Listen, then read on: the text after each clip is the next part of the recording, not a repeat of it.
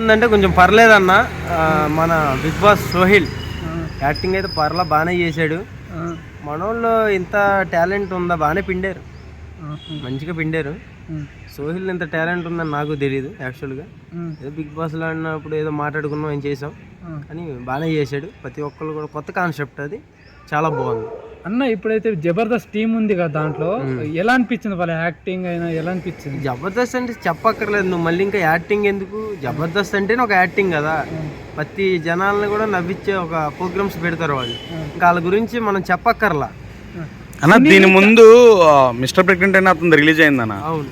So అది అంత ఇది అవ్వలేదని బయట టాక్, హైప్ రాలేదు. సో ఇదేమన్నా ఆడుతుంది అంటావా? ఇది కొంచెం ఎంటర్టైన్మెంట్ సినిమా కదా. ఇది అందరూ ఉన్నారు కాబట్టి, యాక్టర్స్, కామెడీ యాక్టర్స్ అందరూ ఉన్నారు కాబట్టి, సో జనాల్ని ఆటం కట్టుకుంటుంది అనుకుంటున్నాను. బ్రో, చాలా రోజుల తర్వాత సునీల్ గారు మా కామెడీ క్యారెక్టర్ చేస్తున్నాడు, ఎలా అనిపించింది మీకు? సునీల్ అంటేనే అసలు ఫస్ట్ నుంచి ఒక కామెడీ, తర్వాత ఏదో హీరో అయ్యిండు, కానీ ఆయనకి కామెడీ రోలే సెట్ అయ్యింది. హీరో రోల్ కన్నా సరే ఒక కామెడీ రోల్ ఎలా ఉంటుందంటే, సునీల్ అనేటప్పటికి ఒక ఫుల్ కామెడీ అనుకొని వెళ్తారు. సో అట్లా ఇంకా బాగుంటుంది. అది ఓవరాల్గా మీకు ఎలా అనిపించింది ట్రైలర్? ఓవరాల్గా ఎలా ఉందంటే చాలా బాగుంది. కొత్త వాళ్ళు ఉన్నారు దాంట్లో, తర్వాత యూట్యూబర్ల వాళ్ళు కూడా కొంతమంది ఉన్నారు దాంట్లో.